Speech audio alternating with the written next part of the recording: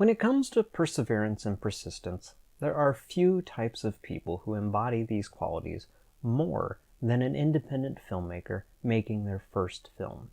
The combined efforts of Mother Nature and human nature are rarely enough to divert these junior Kubricks from their mission to make art, and I know because I've lived this experience several times over as a film student. I actually went out of my way to make film school a challenge for myself by choosing to remain living at home with my parents in the backwoods of Ohio while attending the Motion Picture Institute of Michigan in Troy, Michigan. That was a 7-hour round-trip journey I made 3 days a week for a year rather than simply move into a dorm near the film school. The monotony of the drive wasn't too much of a challenge since long-haul driving is in my DNA, but making the trek in the winter months while driving a Camaro was truly precarious. Thankfully, I only had to survive one multi-car pileup on an ice-coated freeway, and the only thing I broke was a couple of nails and my car.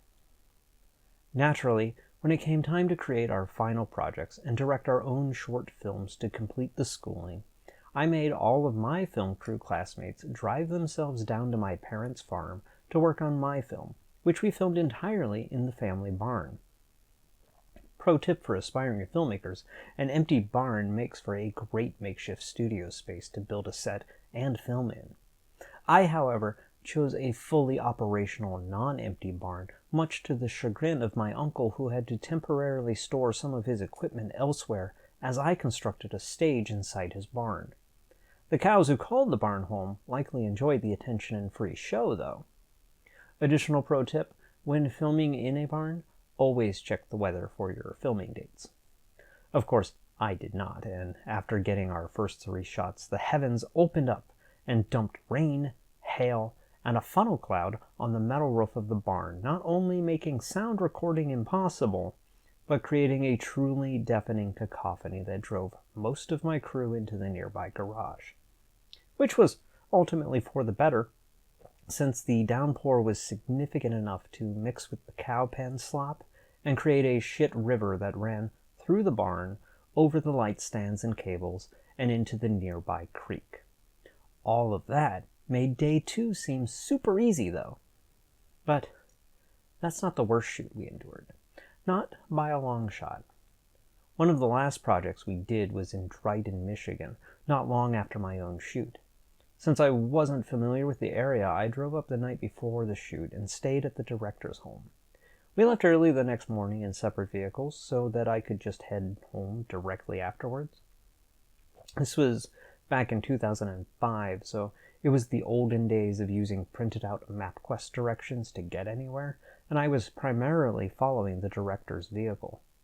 Things started out fine until we got to the freeway and the rain started. It was one of those torrential spring rains that Michigan loves so much, and got so heavy that we had to pull over for a bit, which was probably again for the better, because it was around that time that the director realized we'd missed the exit at some point. Eventually, we got back on track and headed onto the back roads of Michigan, on the way to Dryden, slowing to pass through flooded-out roads and eventually arriving at the location at least half an hour late. Now, the good news was all the crew had arrived safely, and that was pretty much it for good news, because the actress had yet to show, and the building that we had planned to use wasn't properly scouted, so it wasn't until after we arrived and walked 10 minutes through a muddy field full of prickles and tall grass that we were informed that there was no electricity in the small concrete structure that was originally intended to be the set. The property owner suggested running power cables out there, but the director wisely declined to endanger everyone's safety by running extension cords through a half-mile of mud puddles. The director and property owner conferred for a while before deciding to use the garage at this home as the new set. And so, some folks began clearing out a space in there while the director tried to contact the actress, who was still missing. Despite looking like an episode of Hoarders inside the garage, we were able to clear just enough space to construct a very tight set and have space for a couple of lights and the camera. It was while milling about in front of the garage, waiting for the actress, whom we had finally contacted and found out she had overslept had changed her mind about coming out there, and then after some convincing, then borrowed money from her crackhead roommate for gas and was on her way. That a couple of crew members had noticed the driveway seemed to contain an awful lot of weird stones. In fact, many of them were almost shaped like broken dried dog turds. A bit of additional inspecting revealed that they were exactly that. The area in front of the garage was in fact covered in dog feces, which we had all trampled through repeatedly up to that point. This location then rightfully earned the nickname of Dookie Town. Eventually, the actress arrived, and after literally begging each crew member to front her $100 cash that she would totally repay, we began shooting. The actual shooting of the film went relatively smoothly in the garage, other than periodically having a take ruined when the voice of the property owner's unseen mother would be heard coming from somewhere deep within the house, demanding to know where her TV was because she was missing Bonanza. The TV had been borrowed to be used in our set, and so the property owner repeatedly ran inside to assure her that we were nearly done with it. Then we moved inside for a couple of not quick enough shots. Going inside, one immediately discovered the garage looked like hoarders because nothing was actually inside the home. It seemed to be a mostly empty home filled only with weird dog diapers splayed open and scattered around like a minefield. Like the mother, I don't recall ever seeing the dogs they presumably belonged to. Also, there was a framed photocopied image of Johnny Depp's mugshot and license hanging on the wall, and nothing else. Fortunately, we were not shooting anything on this floor. Unfortunately, we were shooting in the basement. This basement was a bizarre labyrinth I had no desire to explore. Just in the little section we filmed in, there were a couple of human-sized cages, possibly meant for large birds, and a fire hazard room filled with neat stacks of newspapers and magazines.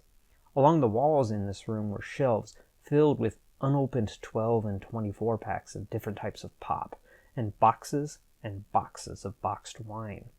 I'm sure it goes without saying, but all of this was coated in a thick layer of moist dust. Now, the only reason we were shooting down there was because that's where a functioning sink was, and we needed a sink and mirror for the shoot.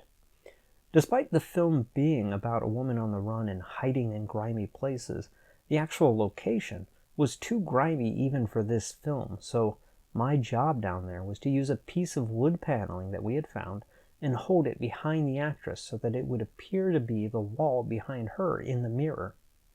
Clearly getting the best use out of me as an actor who has done Shakespeare. Thankfully, we all escaped that house alive and intact. Some of the crew stopped at a nearby Target and purchased new shoes and clothes, and immediately threw away what they had been wearing before gathering for a dinner to discuss what we'd all just been through. I don't know if the actress ever made it home, since she claimed her car barely had any gas left. And while he did complete this short film and graduate film school, the director opted to stick to stage work following this experience. I still work in the indie film business, but I'm always wary when visiting a new location. Fortunately, only one has ever come close to this experience, but that's another story.